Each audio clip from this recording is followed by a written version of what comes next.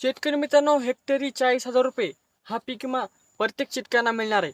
पीक विमा कधी मिळणार आहे, काय मिळणार आहे, संपूर्ण माहिती व्हिडिओमध्ये मिळणार आहे. पण त्याआधी नवीन चॅनल सबस्क्राईब करायचे विसरू नका. शेतकरी मित्रांनो, शेतकरी का नंबर 1 चॅनल तुमचे स्वागत आहे.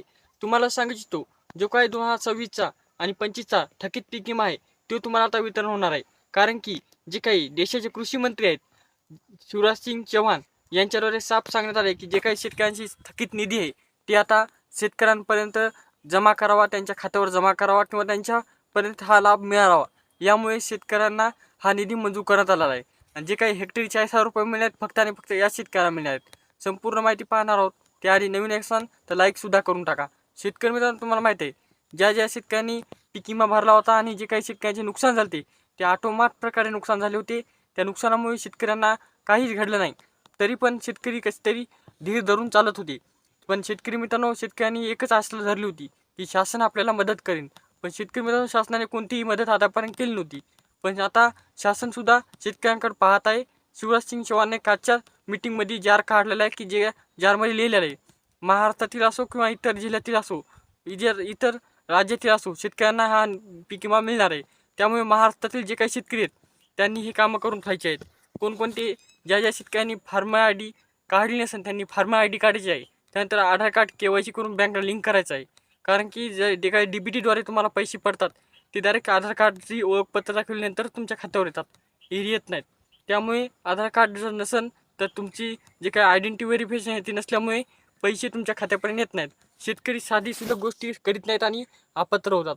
आता शेतकरी मित्रांनो, ज्या शेतकऱ्यांनी पीक विमा भरला होता त्यांना तर मिळणारचे, पण शासनाने सांगण्यात आले सरसकट पीक विमा देऊ. त्यामुळे सरसकट शेतकऱ्यांना हा पीक विमा मिळणार आहे. शेतकरी मित्रांनो, हेक्टरी 40,000 रुपये पीक विमा आहे आणि कमीत कमी हेक्टरी 17,500 रुपये असा पीक विमा मिळणार आहे. आणि ज्या शेतकऱ्यांचा पीक विमा असं म्हणजे की तुमच्या नुकसानावर असणार आहे. काही शेतकऱ्यांचं कापणीपूर्वी नुकसान झालं आहे, काही शेतकऱ्याचं फुल वाहत असताना नुकसान झालं आहे, काही शेतकऱ्याचं समजा पिकच वाहून गेलेलं आहे. अशा प्रकारे 3 गटामध्ये तुम्हाला नुकसान भरपाई मिळणार आहे, म्हणजे की पीक विमा. आता शेतकरी मित्रांनो, ज्या शेतकऱ्यांचं पीक नेमकं कापायला किंवा फुलात आलं तेव्हा हे झालेलं आहे त्यांना नुकसान भरपाई जास्त मिळणार आहे. त्यानंतर ज्या शेतकऱ्यांचं पीक असं माल लागला होता आणि अचानक पाऊस पडून समजा पाणी झाल्यानं पीक उभून खराब झाले, त्यांना हेक्टरी 40,000 रुपये मिळणार आहे. आणि ज्या शेतकऱ्यांना फक्त पावसाने थोडंफार सोयाबीन डागी झालेलं आहे, कापूस डागी झाला, खराब झाला, हे झालं आहे, त्या शेतकऱ्यांचं फक्त आणि फक्त त्यांना हेक्टरी 17,000 रुपये अशी पीक विमा मिळणार आहे.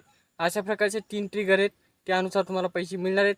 आता हे पैसे लवकरात लवकर म्हणजेच की मार्चच्या लास्टच्या आठवड्यामध्ये मिळणार आहेत. कारण की जे काही आपल्या महाराष्ट्रातील सण आहेत ते सण पार पडल्यानंतरच, म्हणजे की आपली ईद असो, त्यानंतर आपला गुढीपाडवा असो, हे सण पार पडल्यानंतर जे काही सरकारी सुट्टी असतात त्या पार पडल्यानंतर शेतकऱ्यांच्या जे काही क्लेम कॅल्क्युलेशन आहे ते संपूर्ण झालेलं आहे. आता तुमच्या फक्त बँक खात्याला पैसे पाठवायचे काम राहिले तर ते DBTद्वारे एका दिवसात पैसे येत असतात. त्यामुळे शेतकरी मित्रांनो, तुम्ही आधार कार्ड KYC करून बँकला लिंक करायचं आहे आणि मित्रांना पाहुण्यांना हा व्हिडिओ शेअर करायचा आहे, जेणेकरून महत्त्वपूर्ण माहिती त्यांना पण पोहोचेल. भेटूया नेक्स्ट व्हिडिओ. तोपर्यंत धन्यवाद.